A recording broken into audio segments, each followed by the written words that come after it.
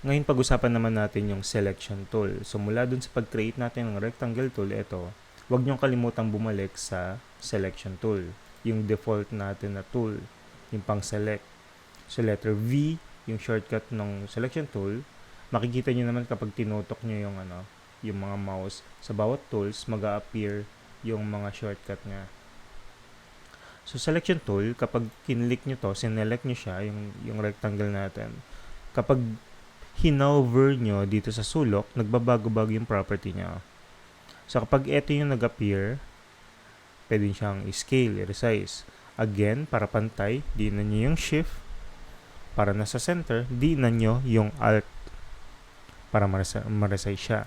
Ngayon, kapag ito naman yung nag-appear, yung pa-curve, pwede siyang i-rotate.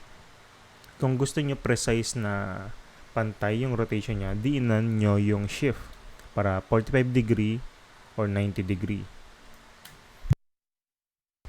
Ngayon, kung makikita nyo, meron ditong mga bilog-bilog. Pwede nyo kasing baguhin yung roundness nitong rectangle. So, click hold nyo lang. Ayan, matatansyan nyo yung roundness ng rectangle na to. Ganun din kapag circle. Ellipse tool. So, mag-create ako ng ellipse. Magkakaroon siya ng handle dito. Ito. Pwede naman kayong gumawa ng pie graph.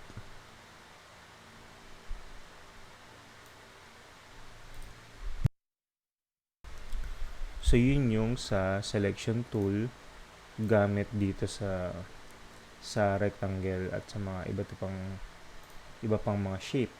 Halimbawa pala, kapag star, yung pinili nyo, ganyan, meron din siyang ganong mga property. Pero para mag-appear yon, didiinan nyo yung control. Ayun, tsaka lalabas yung pang roundness niya. So, pwede siyang i-move ng ganyan. Same din sa polygon. Create ng polygon and then di na pala kailangan diinan. Nag-a-appear na siya dito.